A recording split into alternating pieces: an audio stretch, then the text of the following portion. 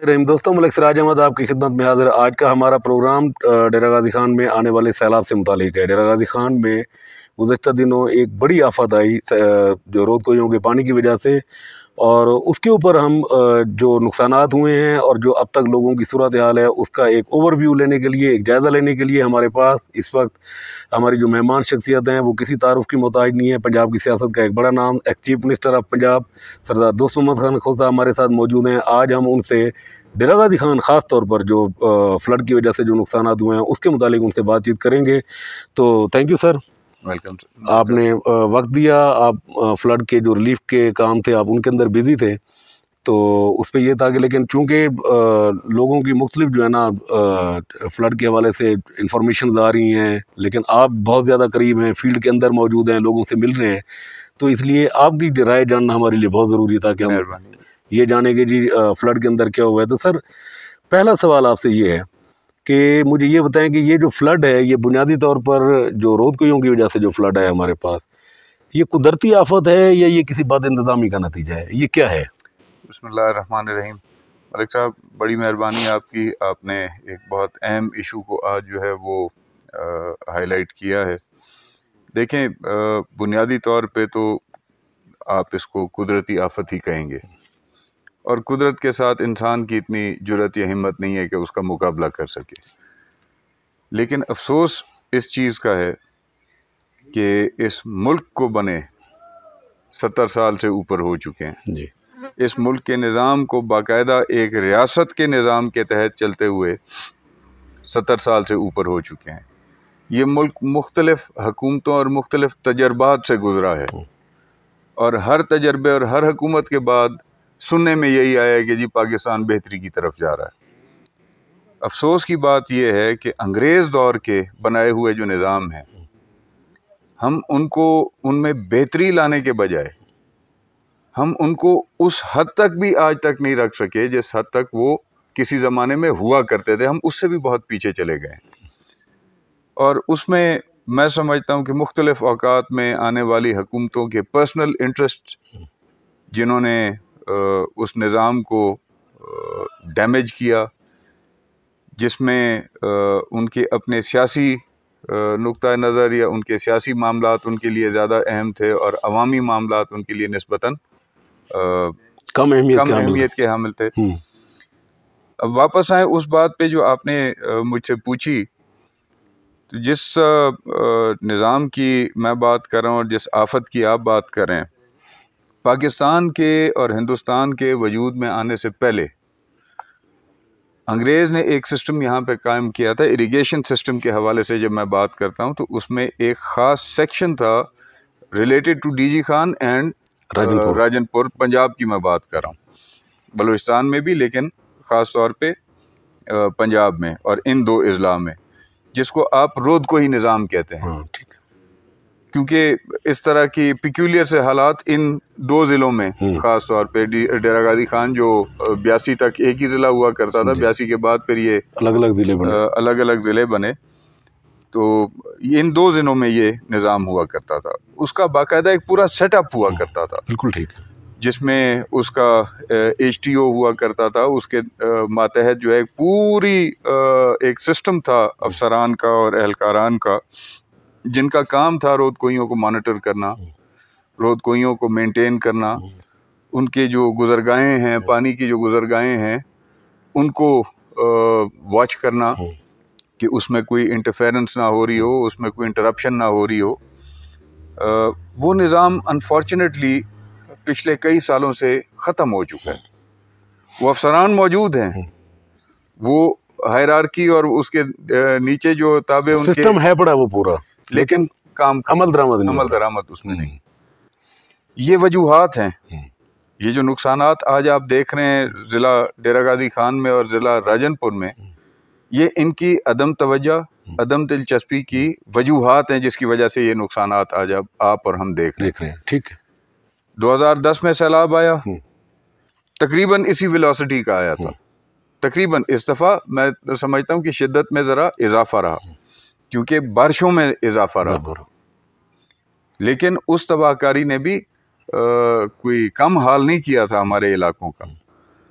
उसके बाद फौरी ही, यानी उस दौरान ही मुशावरत शुरू हो गई हमारी दीगर स्टेक होल्डर्स के साथ। उसमें तुमन कैसानी के अफराद भी मौजूद थे, उनके सरबराह और उनके अफराद भी मौजूद थे। तुमन बुज़दार के सरबराह उनके अफराद भी मौजूद थे। तुमन लगारी के अफराद भी, जो आज आपके वज़ीर ख़जाना हैं मोहसिन खान लगारी, उस वक्त वो सूबाई असम्बली के मेंबर थे, वो उस कमेटी के ऊपर मौजूद थे जिन्होंने रोद कोही के ज़रिए जो तबाहकारी हुई थी उस 2010 और 11 के फ्लड में, उसके बाद उस निज़ाम को बेहतर करने में और उस सारे सिलसिले को में बेहतरी लाने के लिए हुकूमत पंजाब और हुकूमत पाकिस्तान की तरफ से क्या ऐसी हिकमत अमली इख्तियार करनी चाहिए, उसके ऊपर पूरी डिलिबरेशन हुई थी, जिसके तहत संगड़ पे, कौड़ा पे शुमाल में, सोरी लुंड और सोरी खोसा,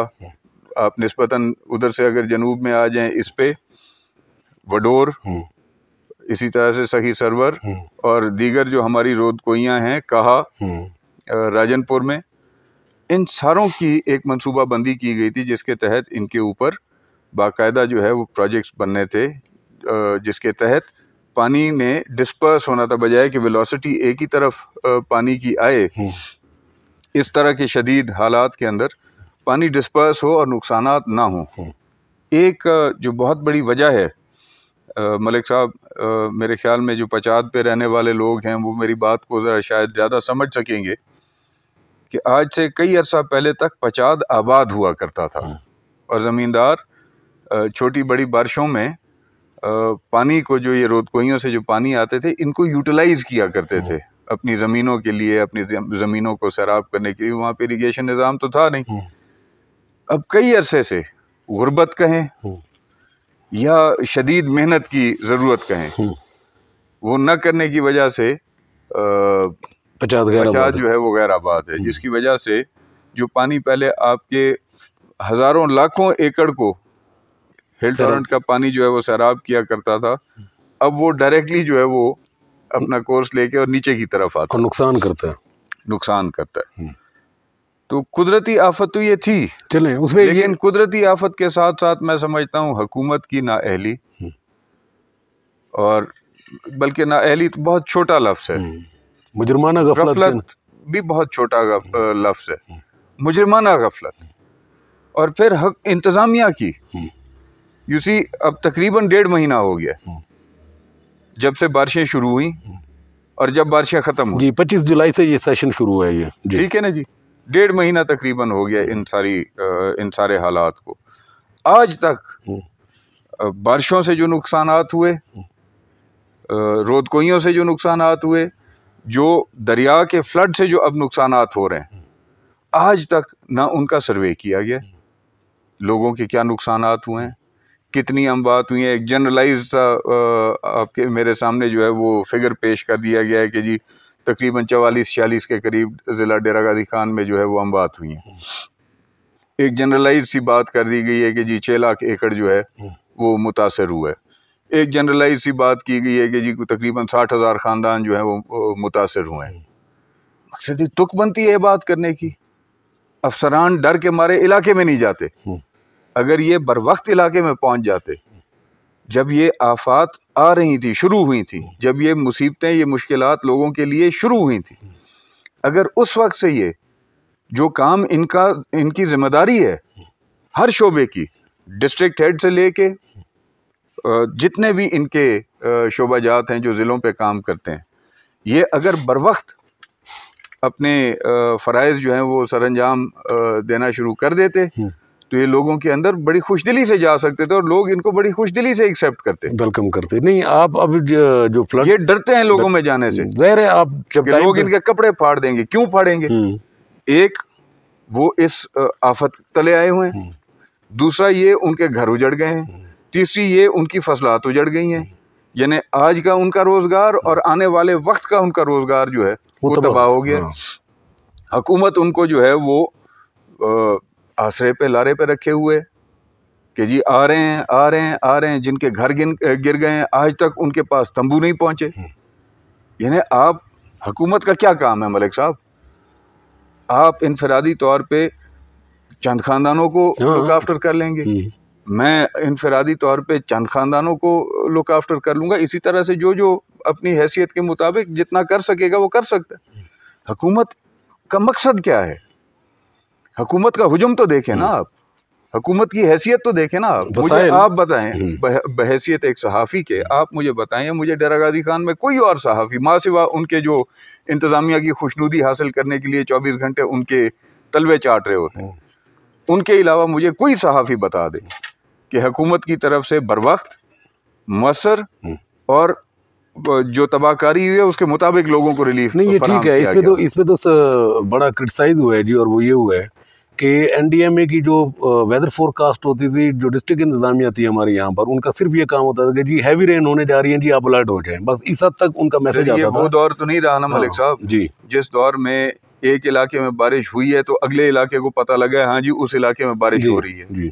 अब तो आपको कई कई दिन पहले पेशगोई हो जाती है कि जी मौसम इस तरह से होगा या मौसम उस तरह और से रेन हैवी होगी, स्लो होगी। एनडीएमए हो या आपकी जो पीडीएमए हो या आपकी जो वेदर फोरकास्ट का डिपार्टमेंट है वो हो, ये कितने अरसे से कह रहे हैं कि जी ये स्पेल आने वाले हैं, शदीद बारिशों के स्पेल आने वाले हैं, शदीद बारिशों के स्पेल आने वाले हैं। और एक अननेचुरल सा स्पेल है होगा ये, और बड़ा शदीद किस्म का स्पेल। हुकूमत ने, यहाँ पे तो सियासतें चल रही हैं, हुकूमत बन रही है, हुकूमत गिर रही है, हुकूमत क्यों बनी, हुकूमत कैसे बनी, हुकूमत अच्छी बनी, हुकूमत, यहाँ पे तो यही तमाशा देखने में ऐसे ही है। अब भी ऐसे ही है। एक चीफ मिनिस्टर आ रहा है, दूसरा चीफ मिनिस्टर जा रहा है, तीसरा चीफ मिनिस्टर आ रहा है, चौथा चीफ मिनिस्टर जा रहा है, एक वजीर आजम आ रहा है, दूसरा वजीर आजम जा रहा है, गवर्नर ने बनना है, गवर्नर, यहाँ पे तो ये तमाशे होते रहे। लोगों को कोई पता नहीं है उनको, आप लोगों का हाल देखें ना। और फिर ये हुकूमतें बात करती हैं कि जी हम अवाम की खिदमत के लिए आए हैं, मिट्टी अवाम की खिदमत के लिए आए हैं, ये खिदमत हो रही है लोगों की।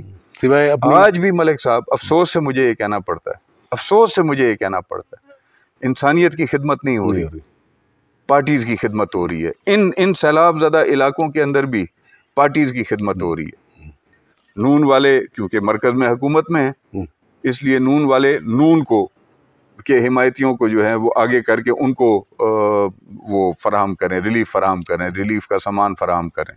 पीटीआई वाले हैं, इंतजामिया को बाकायदा कहा जा रहा है कि जी हमें क्या दें यार, जो अफेक्टेड है तो आप जाएं जाके इलाके के अंदर। मैं हर खास आवाम को ये कहता हूँ, आज तक कोई बताए किसी ने मेरी तस्वीर देखी हो कहीं कुछ देते हुए, कहीं कुछ पहुंचाते हुए, कहीं कुछ करते हुए। ठीक है, आप एक मुसीबत में लोग पड़े हुए, उनके सरों के ऊपर छत नहीं है, उनके बच्चे जो हैं वो सड़कों पे आए हुए हैं, यानी दुख और तकलीफ ये होती है मलिक साहब देख के, जिनका इलाके के साथ वास्ता ताल्लुक नहीं है तो उनको नहीं पता कौन अच्छा है, कौन बुरा है, कौन मुखैर है, कौन नहीं है, कौन सफ़ेद पोश है, कौन गरीब है, कौन अच्छी खासी हैसियत वाला है। मैंने अपनी आंखों से ऐसे लोगों को सड़क के किनारे तंबू में रहते हुए देखा है जो कल तक आपको मुझे घरों पे बुला के और आपकी हमारी खिदमतें किया करते थे, मतलब इस कदर खुशहाल थे वो, खिदमत किया करते थे, उनके डेरे आबाद होते थे लोगों की आमद रफ्त से। वो बेचारे तंबुओं में सड़कों के किनारे बैठे मैंने देखे। और यहाँ पे सियासतें चल रही हैं, आज भी सियासतें चल रही हैं। इनको शर्म नहीं आती, इनको गैरत नहीं आती इन चीज़ों के ऊपर। लोग इनसे आए दिन आप सुन रहे हैं कि जी फलानी जगह पे गए जी, वहाँ पे ट्रक पे लोगों ने या इमदादी सामान को फराहम करने के लिए गया, वहाँ पे लोगों ने हल्ला बोल दिया। जो मुखैर हजरात सामान फराहम कर रहे हैं, शाबाश है उनको, और मैं आपके इस प्रोग्राम के ज़रिए उनको सलाम पेश करता हूँ। उनको लोग क्यों नहीं लूटते? सरकारी इमदाद को लोग जाके क्यों लूट लेते हैं बकौल हुकूमत के या बकौल चंद अखबारों के या खबरों के कि जी इमदादी सामान को लोगों ने लूट लिया, हुकूमत की तरफ से गए, इसलिए लूट लिया क्योंकि वो टारगेटेड इमदाद जारी होती है कि जो उस जगह देनी है उस जगह नहीं देनी। मतलब यहाँ भी क्लासिफिकेशन हो गई है कि सैलाब ने और इस आफत ने पीपल्स पार्टी को सिर्फ मुतासर नहीं किया, मुस्लिम लीग नून को मुतासर नहीं किया, JUIF को मुतासर नहीं किया, PTI को मुतासर नहीं किया, किसी और सियासी जमात को मुतासर नहीं किया, इंसानियत को मुतासर किया। ठीक है आपकी बात। और जब आप लोगों की खिदमत या लोगों के उस दुख और तकलीफ में उनको उनका मदावा करने के लिए निकल रहे हैं तो फिर खुदारा आप ये क्लासिफिकेशंस ना करें, आप यहाँ पे सियासतें ना करें, आप बिला तफरीक इंसानियत की खिदमत करें। बिल्कुल ऐसे है सर। पूछना ये था कि आप चूंकि फील्ड के अंदर हैं और मुख्तलिफ इलाकों में जो मुतासरा इलाके हैं वहाँ पर जा रहे हैं, लोगों से मिल रहे हैं, क्या देखा है अपनी आंखों से? कि मकसद है लोगों की इस वक्त एक्चुअल पोजीशन क्या है वहाँ पर? एक तो चलो ये हो गया ना कि ओवरव्यू आ गया, आपने आपका ज़ाती मुशाहिदा क्या है इसके ऊपर? देखें जी, नॉर्थ से अगर आप शुरू करें, मैं तहसील तौसा से, बल्कि डेरा इस्माइल खान के बॉर्डर से मैं हालात को आपकी खिदमत में पेश करता हूँ और आपके ज़रिए नाजरीन की खिदमत में। वहाँ पे दो किस्म के हालात बने हैं ख़ास तौर पे, एक बारिशी, दूसरा रोदकोई के। ओके। हाई फ्लड कंसिडर होता है रावी में, जब वो लाख क्यूसेक को क्रॉस करता है तो जो डिपार्टमेंट है वो कहता है कि जी लाख हाई फ्लड है जी। संगड़ ने और कौड़ा ने 1.5 पौने 2 लाख क्यूसेक पानी जो है वो निकाला जी जी ऐसे। और आते हुए जो रास्ते में उसने तबाहकारियां की हैं इलाकों की, वो तो खैर न पूछें तो बेहतर है, ऊपर से बारिशें। अब ट्राइबल एरिया के अंदर ख़ास तौर पे जो पहाड़ी सिलसिला है, हमारा कोसलमान का जो सिलसिला है, बड़ा थिकली इनहेबिटेड है। तुमन कैसरानी बड़ा थिकली इनहेबिटेड है, तुमन बुरदार, इसी तरह से तुमन खोसा और तुमन लगारी। मैं डिस्ट्रिक्ट डीजी खान की बात कर रहा हूँ आपसे। तो वहाँ पे बारिशों ने, कच्चे मकानात थे, हमारे यहाँ पहाड़ में रिवाज है पहाड़ी पत्थर से गारे के साथ जो है वो मकान बना लेना, कच्ची छतें, यानी कनी कामा हम कहते हैं जिसको आप लकड़ियाँ कहते हैं, उनके साथ छतें बना के, किसी की तौफीक हुई है, किसी को मिल गया तो प्लास्टिक डाल दिया, वरना मिट्टी के लेपे के साथ जो है उसको छत दिया। मकानात गिरे हैं, रास्ते बंद हो गए हैं रोदकोइयों की वजह से, यानी डिस्कनेक्ट हो गए कई इलाके जो हैं वो आबाद इलाकों से, जहाँ से उनको कोई रिलीफ या उनकी आमद और रफ्त या उनके लिए कोई सामान आना, जो डेली रूटीन के जैसे ज़रूरियात होती हैं, जी जी, डिस्कनेक्ट हो गए। खुले आसमान तले बेचारे बारिशों में पड़े रहे हैं, शदीद किस्म की बारिशों में पड़े रहे हैं। मेरे पास वीडियोस, मेरे पास तस्वीरें मौजूद हैं, आप देखेंगे, आप यकीन करें, आपको रोना आएगा, आपका दिल दहल जाएगा उनके हालात देख के। बच्चे, बूढ़े, ख़वातीन खुले आसमान तले बारिशों में पड़े हुए। किसी ने चादर सर पे डाली हुई है, किसी ने चारपाइयाँ जोड़ के उसके ऊपर कपड़ा डाल के अपने लिए एक ऐसे आसरा सा बनाया हुआ है, कोई दरख्त की छाँव में बैठा है बारिश से बचने के लिए। ता वक्त है कि वहाँ पे चंद अफराद ने ये रिलीफ का काम जो है वहाँ पे फौरी तौर पे, हुकूमत ने नहीं, अफराद ने वहाँ पे काम शुरू किया, जिसमें मैं आज ये नहीं कि मेरा सरदार मीर बादशाह खान के साथ भी बहुत करीबी ताल्लुक़ है, मेरा मौलाना ताहिर के साथ भी बड़ा करीबी ताल्लुक़ है, मेरा दीगर जो वहाँ के मोतबरीन हैं इलाके के उनके साथ भी ताल्लुक़ है। लेकिन मैं शाबाश देता हूँ सरदार इमाम बख्श खान कैसानी को, जिन्होंने नहीं देखा कि कौन अपना है कौन पराया है, बिला इम्तियाज, मकसद है बिला इम्तियाज। और अपने ख़ास तौर पे देखें ना, वो जैसे अल्लाह ताला का हुक्म है कि आपने अगर खैरात तकसीम करनी है तो पहले अपने इर्द गिर्द से, ज़कात अगर देनी है तो पहले अपने इर्द गिर्द से, अपने घर से, फिर अपने एहलो अयाल, फिर अपने इर्द गिर्द, और फिर उसको आगे फैलाते जाए।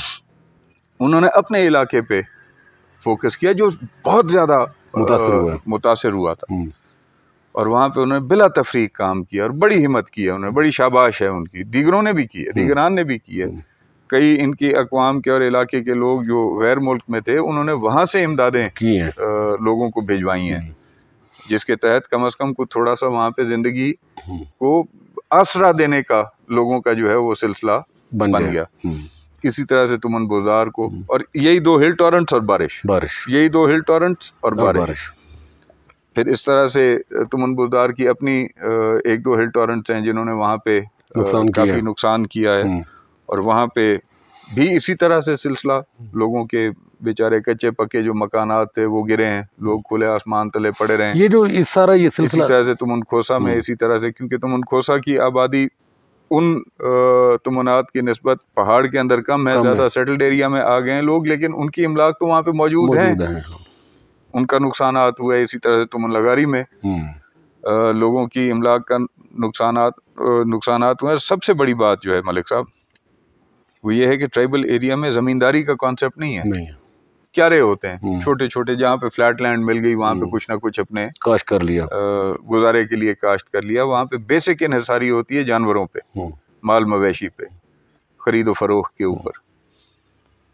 जितना इन गरीबों का जो ट्राइबल एरिया में रहते हैं, तुमन कैसानी से लेके और तुमन लगारी तक ज़िला डेरा गाजी खान में, और फिर तुमन गुरचानी से लेके और तुमन मज़ारी तक राजनपुर में, जितना इन गरीबों का उस पहलू से नुकसान हुआ है, जितने माल मवेशी उनके बेचारों के मरे हैं और ज़ाया हुए बह गए हैं, और उसके बाद जब यानी बारिशें थमी, रोद कुइयाँ थमी, पानी ठहरे हुए थे, चारा नहीं था, फराहम करने वाली कोई गुंजाइश नहीं थी वहाँ पे, रास्ते कटे हुए थे, भूख से, बीमारियों से जो जानवर मरे हैं, जो लोग इफेक्ट हो रहे हैं इस वक्त, आप उसका तसव्वुर नहीं कर सकते। डीजी खान में जब आप आए या सेटल्ड एरिया में जब आप आते हैं, यानी रमक से लेके और जामपुर तक जब आप सेटल्ड एरिया का मुझसे पूछते हैं, तो तहसील तौसा एक्सट्रीमली इफेक्ट हुई है, बहुत ज़्यादा इफेक्ट हुई है। ठीक है, एक्सट्रीमली इफेक्ट हुई है।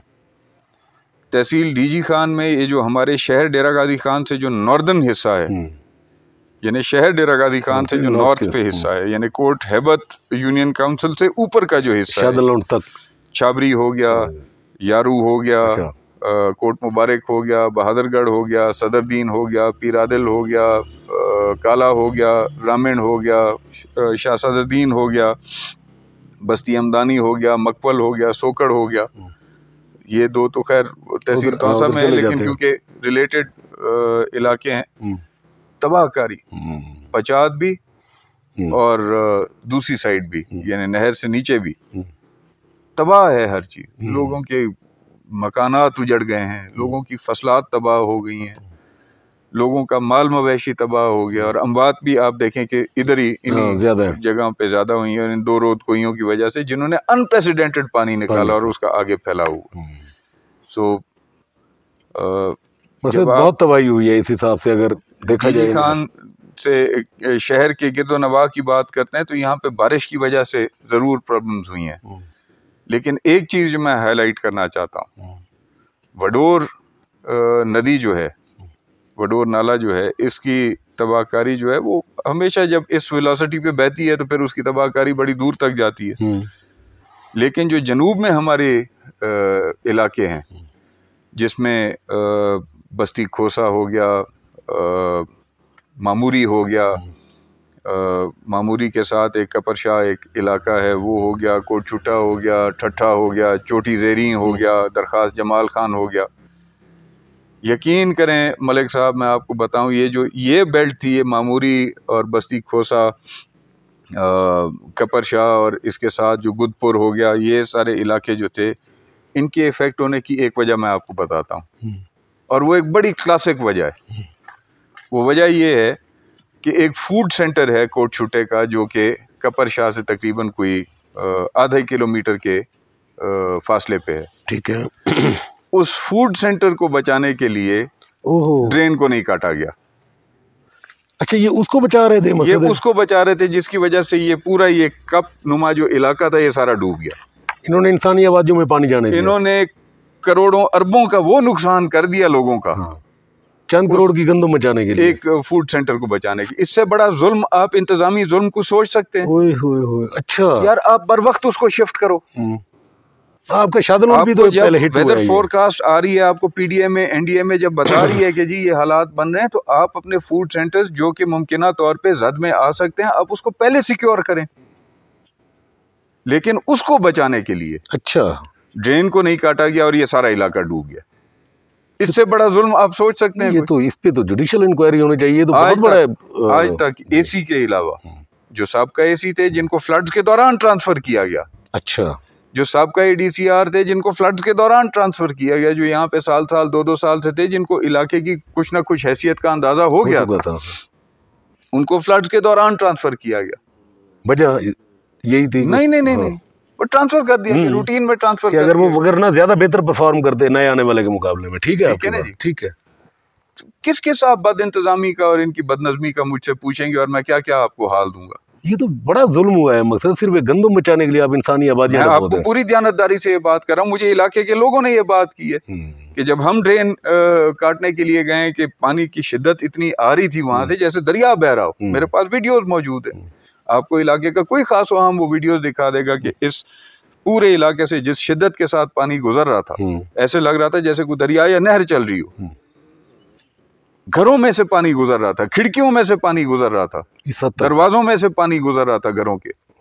किश्तियों पे जाके रिलीफ वहां पे फराहम की गई है लोगों को, किश्तियों पे खुराकें वहां पे पहुंचाई गई हैं। ये दरिया में नहीं फिर रहे थे, मैं आपको वीडियोस दिखाऊं, ये लोग दरियाओं में नहीं फिर रहे थे, ये उन इलाकों में फिर रहे थे जहाँ पे करोड़ों अरबों रुपए की मालियत से सड़कें बनी हुई हैं, उनकी बस्तियों तक, उनके घरों तक, उनके इलाकों तक।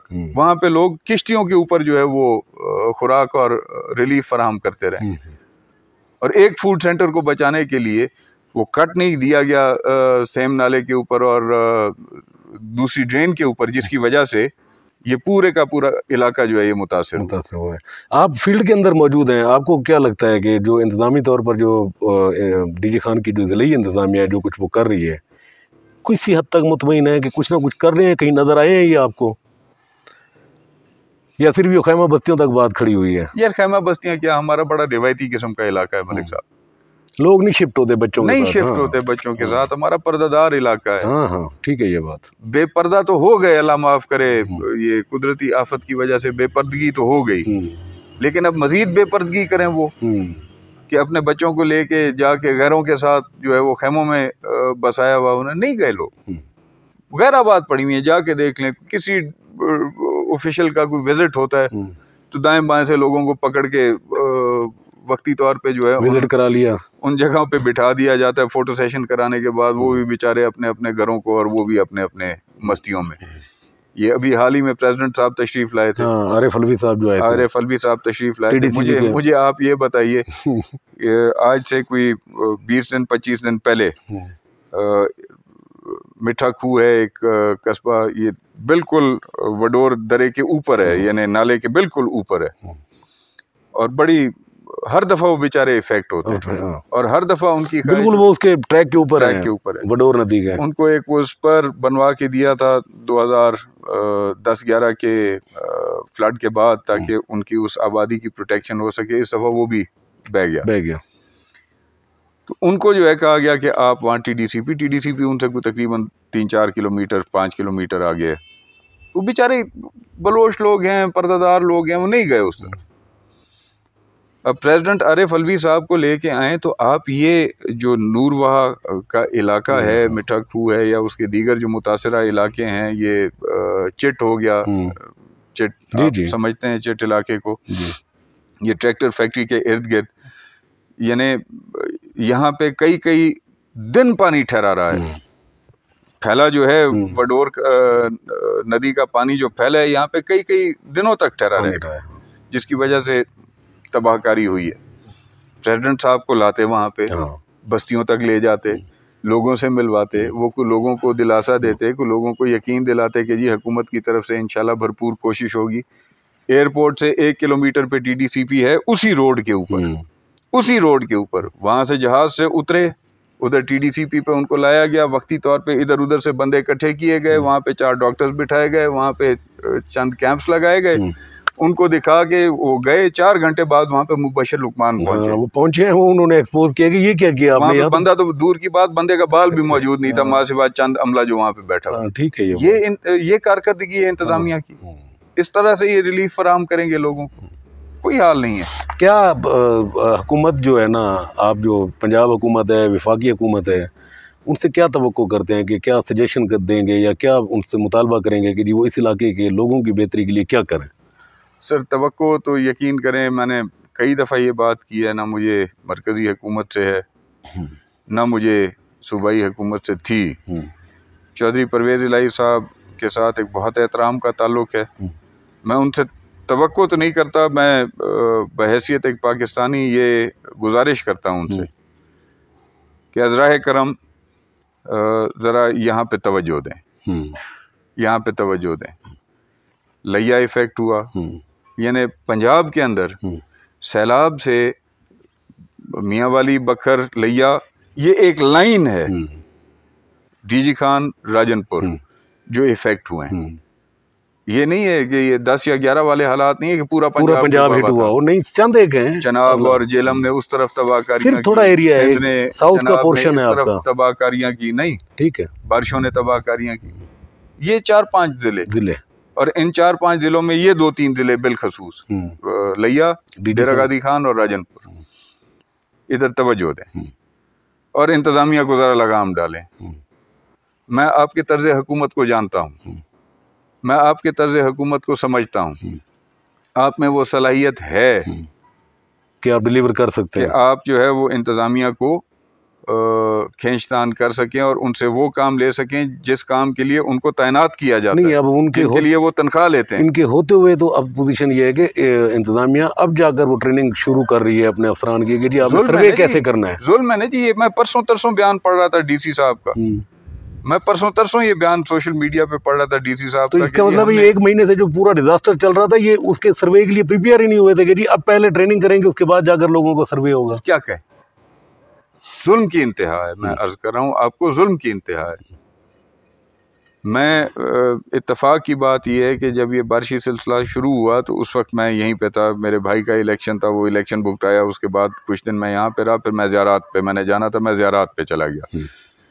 मुझे वहाँ पे जब इत्तलाएं मिलनी शुरू हुई, मैंने अपनी ज़ियारात का जो ड्यूरेशन था उसको कट शॉर्ट किया और मैं वापस पाकिस्तान पहुँचा कि पहले इन ज़रूरियात को तो देख लें, इन लोगों की मुसीबतों में तो उनका जितना मदावा हम कर सकते हैं वो कर लें।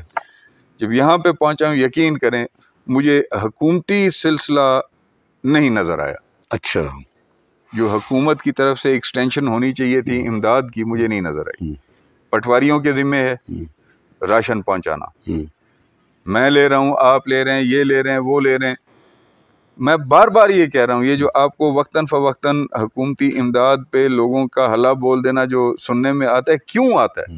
कमी है, हकदारान में तक नहीं पहुँच रहा, बस डिस्ट्रीब्यूशन नहीं है अभी तक ट्रांसपेरेंट।